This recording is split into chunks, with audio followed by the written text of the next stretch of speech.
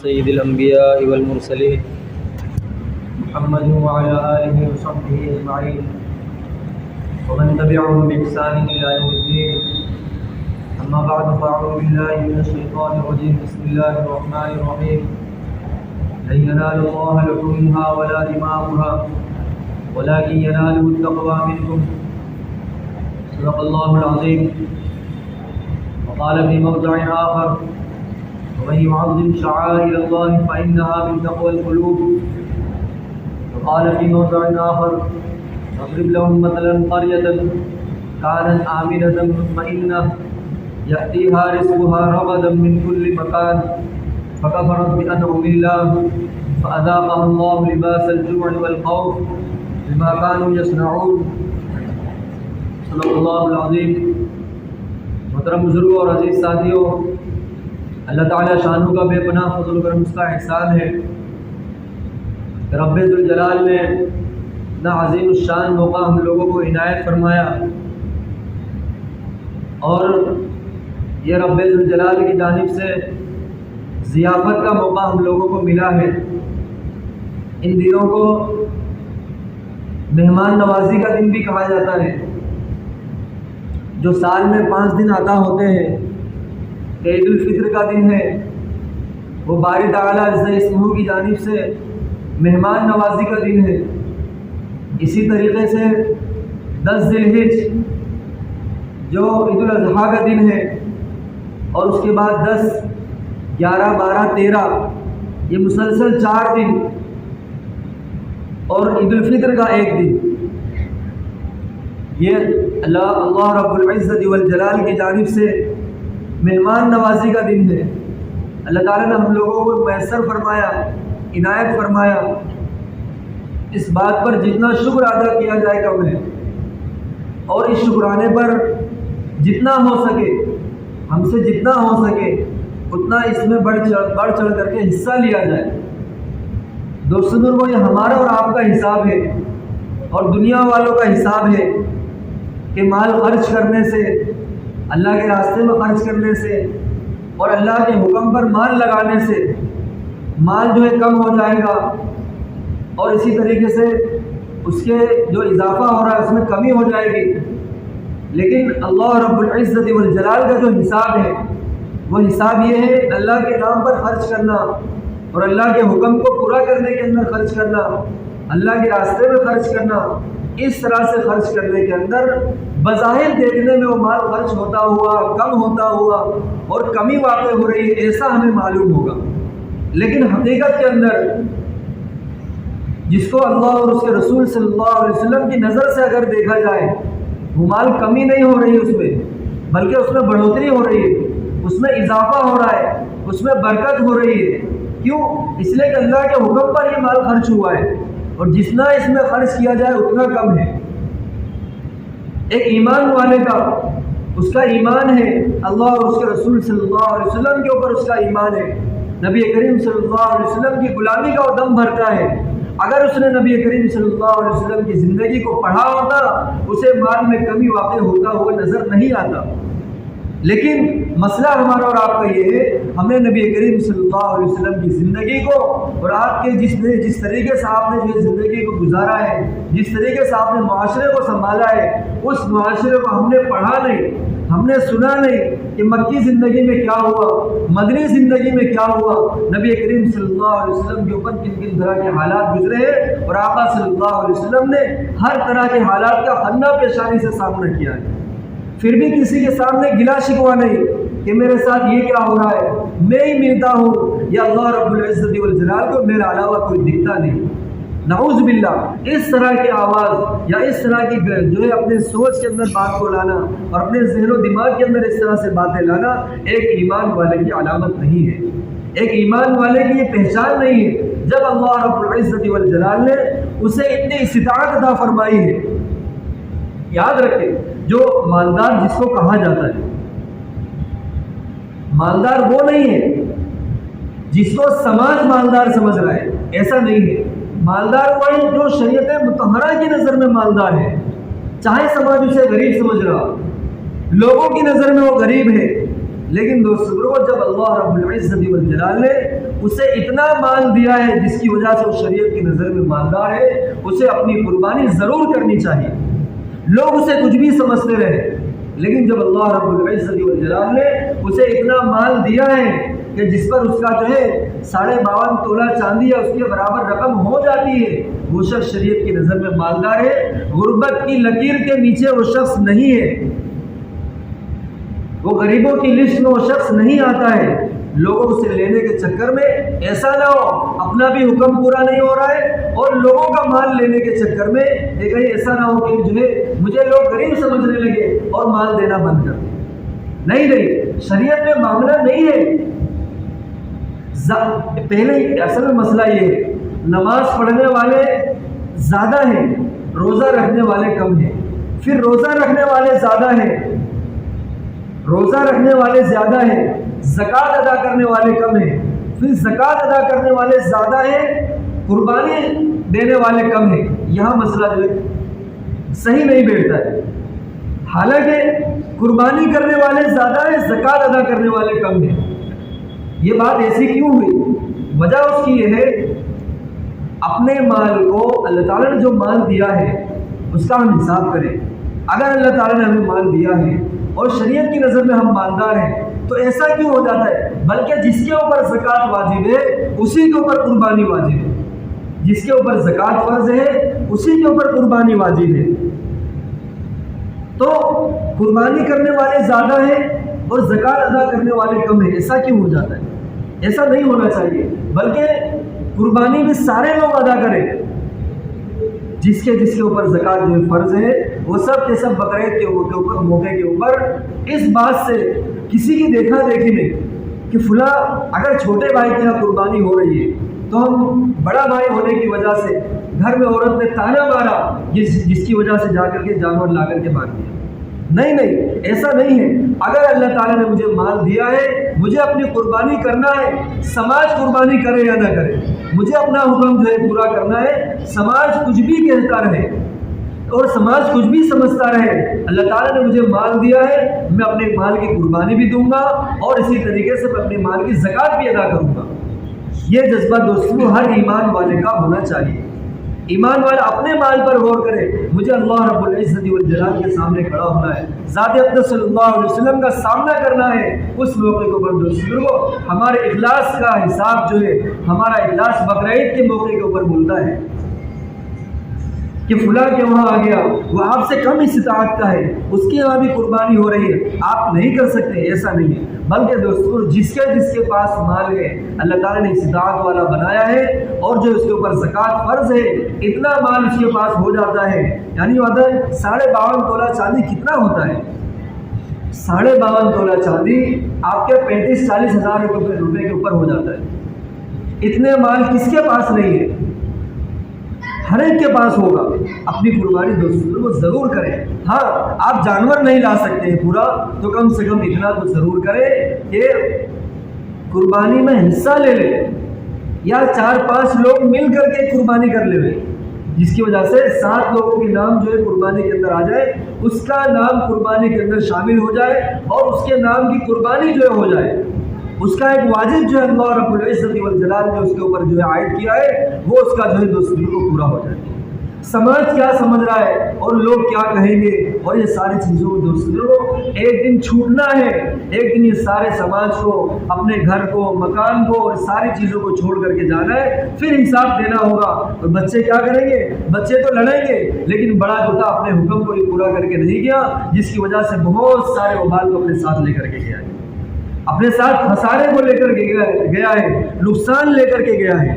ایسا دوستوں کو نہیں ہونا چاہیے۔ اس موقع کے اوپر اخلاص نیت کا خاص طور پر دوستوں کو دھیان رکھنا چاہیے۔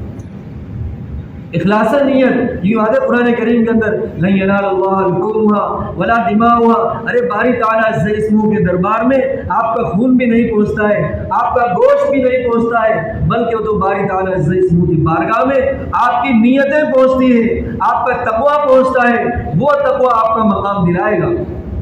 آپ کی نیت آپ کے مرتبے کو طے کروائے گی، آپ کے درجات کو، جو آپ کی نیت ہوگی وہ آپ کے درجات جو ہے طے کرائے گی۔ آپ کو کس درجے میں رکھنا ہے. ورنہ دوستوں یہ کیا ہوا, تھوڑے تھوڑے سے مسئلے کے اوپر کہ فلاں بھائی کے یہاں قربانی ہو گئی, چھوٹے بھائی کے یہاں ہو گئی, اور اسی طریقے سے فلاں کے یہاں ہو گئی, وہ ہمارے سے کم تر درجے کا ہے, اگر وہ قربانی کر سکتا ہے تو ہم کیوں نہیں کر سکتے. ان ساری چھوٹی چھوٹی باتوں کی وجہ سے نام و نمو, شہرت, دکھلاوا, ان چیزوں کی وجہ سے کیا ہوگا, وہ مال ہمارے لیے وبال جان بن جائے گا.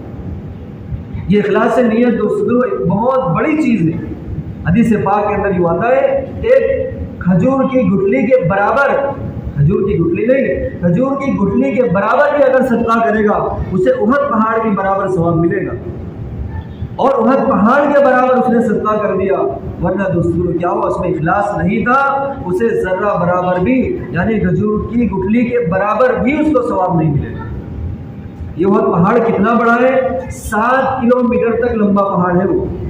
آخر کوئی تو وجہ ہوگی کہ اس پہاڑ کی مثال ذات اقدس صلی اللہ علیہ وسلم کے اخلاص نیت میں دے رہے ہیں. اس بات کا دوستوں خاص طور پر خیال رکھنا چاہیے. کوئی کچھ بھی سمجھتا ہو, لیکن جو ہے ہمیں اپنی قربانی ضرور کرنا. ابھی ہمارے پاس ابھی اور موقع ہے کہ جن لوگوں کی قربانیاں نہیں ہوئی ہے وہ ابھی ضرور نیت کریں کہ کم سے کم اپنی قربانی ضرور کریں گے یا حصہ لیں گے. لیکن ہمارے نام کی قربانی اور ہماری نیت اللہ رب العزت والجلال کی بارگاہ میں پہنچ جانی چاہیے. یہ اپنے مال کا شکرانہ ہے, یہ مال ہمارا نہیں ہے. اور اسی طریقے سے جان ہماری نہیں ہے, یہ ہماری جانوں کا نذرانہ ہے, یہ ہمارے مالوں کا نذرانہ ہے جو باری تعالیٰ اسموں کی بارگاہ میں پہنچانا ہوتا ہے. اور نبی کریم صلی اللہ علیہ وسلم نے ہم تمام لوگوں کے فریضہ جو ہے ہمیں امانت کے طور پر اس کو سونپا ہے. ابراہیم علیہ السلام کی یہ سنت ہے. حضرات صحابہ نے پوچھا اللہ کے رسول صلی اللہ علیہ وسلم یہ قربانی کیا چیز ہے؟ نبی کریم صلی اللہ علیہ وسلم نے فرمایا سنت ابیکم ابراہیم, تو تمہارے والد ابراہیم علیہ السلام کی یہ سنت ہے. ہم نے قربانی بھی دے دی. اب قربانی کے جانوروں کے اندر عمر کا خاص طور پر خیال رکھنا چاہیے. جو عمر بکرے کی ہوگی وہ اس سے بڑے جانور کی نہیں ہوگی, بلکہ اس سے اب جو ہے اس کی عمر میں اب اضافہ ہوگا. ہم لوگ ایسا کرتے ہیں کہ بکرے میں اور اس طرح اس کے قبیل کے جانوروں کے اندر 1 سال ہونا ضروری ہے. اب اس سے بڑا جانور لیا ہے, پاڑا لایا اور اسی طریقے اس کے قبیل کا کوئی بھی جانور لائے, اب وہ 1 سال کا نہیں ہونا چاہیے بلکہ وہ 2 سال کا ہونا چاہیے, 2 سال کا ہونا چاہیے. لیکن کیا ہوا, 7 ناموں کے چکر کے اندر ایسا جانور اٹھا کے لائے کہ بکری سے بھی چھوٹا جانور ہے وہ, یعنی اس کے اندر 7 نام ہو سکتے ہیں, اس طرح کا جانور ہے, لیکن اتنا چھوٹا ہے کہ 7 ناموں کے چکر میں بکری سے چھوٹا جانور اٹھا کر لائے. وہ بھی 1 سال کا نہیں ہے اور بیچنے والا اسے 2 سال کا بتا کر کے بیچ رہا ہے.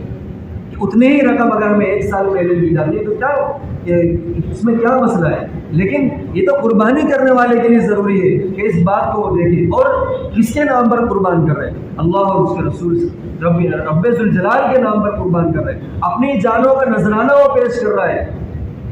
جس چیز کو اللہ اور اس کے رسول صلی اللہ علیہ وسلم کے نام پر قربان کرنا ہے اس میں انسان کو جو ہے دوستوں کسی بھی قسم کی کنجوسی سے کام نہیں لینا چاہیے. زیادہ مال جاتا ہے کوئی بات نہیں ہے, کس نے مال دیا ہے؟ یہ مال رب ذوالجلال کی امانت ہے.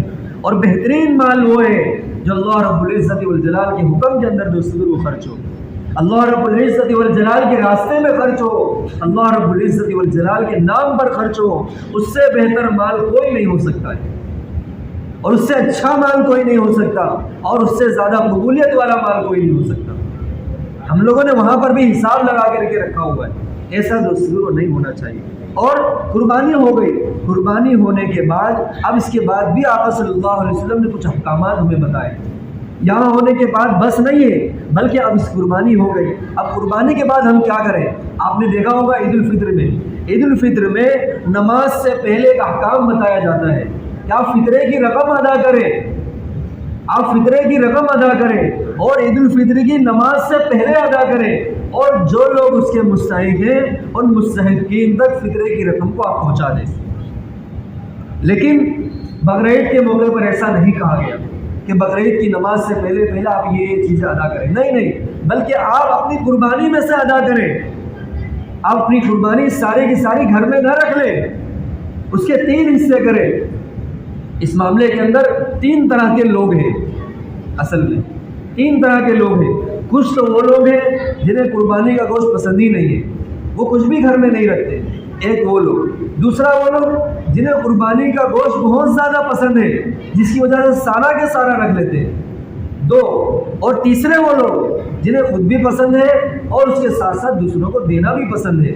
لیکن پہلے جو دو ہیں وہ دونوں غلط، کہ بہت زیادہ پسند ہے اس لیے سارا کے سارا رکھ لیا، اور قربانی کا گوشت پسند نہیں ہے کہ خون وغیرہ گھر میں ہوتا ہے، اس کی جو ہے جو بدبو وغیرہ آتی ہے، جس کی وجہ سے ان کے جو ہے پریشانی ہوتی ہے، جس کی وجہ سے وہ کیا کرتے ہیں، سارا کے سارا گوشت بانٹ دیتے ہیں۔ یہ بھی غلط ہے، بلکہ کیا ہے، قربانی کے گوشت کے اندر دوستوں کو برکت ہے، اس برکت والے گوشت کو اپنے گھروں میں بھی رکھیں، اپنے غریب غربا کا جو خیال رکھیں، اور اسی طریقے سے اپنے رشتہ داروں کا خیال رکھیں۔ اس لیے بھی بتایا گیا کہ 3 طرح کے 3 حصے اس کے اندر کرنے چاہیے۔ پہلے ایسا ہوا کرتا تھا کسی زمانے کے اندر کہ آس پڑوس کے سب گنے ہوئے لوگ ہوا کرتے تھے، انگلی پر لوگ گن لیا کرتے تھے، اپنے سماج میں اپنے محلے میں کتنے لوگ ہیں، کس کی یہاں ہو رہی ہے، کس کی یہاں نہیں ہو رہی، سب کو معلوم ہوتا تھا، اس لیے کسی کو کہنے کی ضرورت نہیں ہوتی تھی۔ جس بیچارے کے یہاں نہیں ہو رہی ہے اس کے یہاں قربانی والوں سے زیادہ گوشت جو ہے دوسروں کو پہنچ جایا کرتا تھا۔ اتنا لوگ دوسروں کا خیال رکھا کرتے تھے، ایک دوسرے کی غم گساری، ایک دوسرے کے غم میں شریک ہونا، اس کو اس بات کا احساس نہیں ہونے دیا جاتا تھا کہ تو غریب ہے، اس بات کا احساس نہیں ہوتا تھا۔ لیکن آج دوستوں کا معاملہ ایسا ہو گیا ہے کہ ہمارا پڑوسی جو ہے کیا کر رہا ہے، اس کے یہاں قربانی ہو رہی ہے نہیں ہو رہی ہے، جس کے یہاں قربانی ہو رہی ہے وہ سمجھتا ہے سب کے یہاں ہو رہی ہے۔ ایسا دوستوں کو نہیں ہے۔ اپنے سماج میں، اپنے جو ہے آس پڑوس میں، اپنی گلی میں، اور اپنی اسی طریقے سے اپنے محلے میں ہم اس بات کا خیال رکھیں کس کے یہاں قربانی ہوئی ہے، کس کے یہاں نہیں ہوئی، اس کے یہاں گوشت کو پہنچائیں، اور اتنا پہنچائیں کم سے کم ایک وقت کا کھانا ہو جائے۔ آپ نے 2 موٹی پہنچائی ہے، وہ کیا کرے گا اس کا؟ ایسا نہیں ہونا چاہیے، بلکہ اتنا گوشت ضرور پہنچائے کہ ایک وقت کا کھانا اس کے یہاں پک سکے، ان کی اولادوں کا، ان کے بچوں کا ایک وقت کا کھانا کم سے کم اچھائی کے ساتھ، آسانی کے ساتھ ہو سکے۔ اس بات کا اتنا تو ہم خیال رکھ سکتے ہیں کہ اتنا ہم گر چکے ہیں۔ قرآن کریم کی ایک آیت میں نے پڑھی، ضرب اللہ مثلا قریۃ کانت آمنہ مطمئنہ یأتیہا رزقہا رغدا من کل مکان فکفرت بانعم اللہ۔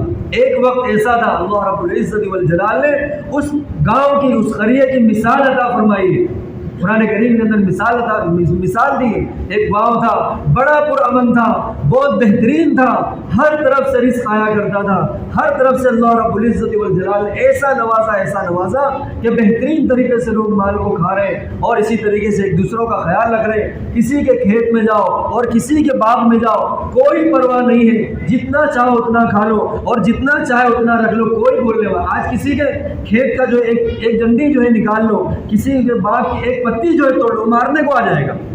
کیوں ایسا ہوا؟ فکفر اللہ رب العزت والجلال کی جانب سے یہ جو ہے جتنی زیادہ فراوانی ملی تھی اور جتنا زیادہ جو پرامن ماحول ملا تھا، اس کی ان لوگوں نے ناشکری کی، اور کیا ہوا؟ اپنی فکر، اپنے نسلوں کی فکر، ہمارے فلاں نسلوں کا کیا ہوگا اور فلاں نسلوں کا کیا ہوگا، 7 نسلوں تک کے مال جمع کرنے کی فکر دوستوں جب آئی ہے تو اللہ رب العزت والجلال نے بھی ایسا ماحول دکھایا فَأَذَاقَهَا اللَّهُ لِبَاسَ الْجُوعِ وَالْخَوْفِ، اللہ تعالیٰ نے انہیں بھوک کا لباس پہنا دیا، بھوکا نہیں رکھا، بھوک مسلط نہیں کی، بھوک کا لباس پہنا دیا کہ اب جاؤ تم بھی بھوکے رہو، تمہاری نسلیں بھی بھوکے رہیں گی، اور اسی طریقے سے 7 نسلیں گزر جائیں گی، لیکن اچھا ماحول اور بہترین دن وہ لوگ نہیں دیکھ پائیں گے۔ ایسا دوستوں نہیں ہونا چاہیے، بلکہ اللہ رب العزت ہوئی کیا ہوا؟ اللہ تعالیٰ نے بھوک کا لباس پہنایا، خوف کا لباس پہنا دیا، خوف ہے، ڈر بنا ہوا ہے۔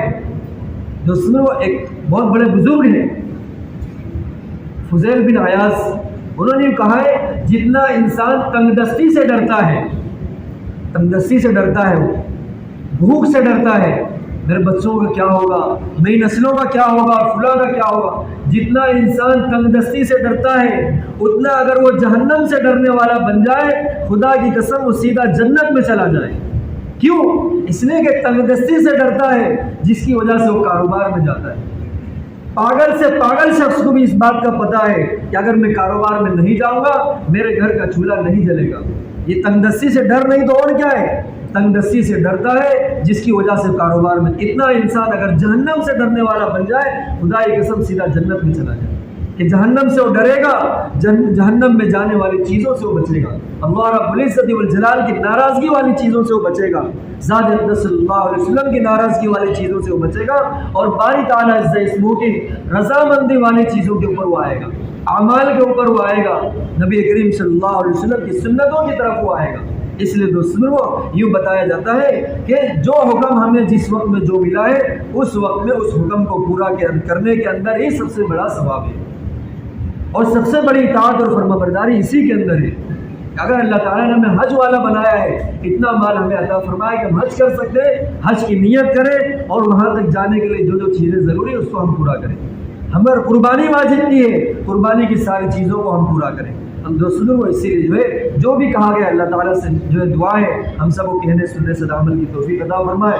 وآخر دعوانا الحمدللہ رب العالمین۔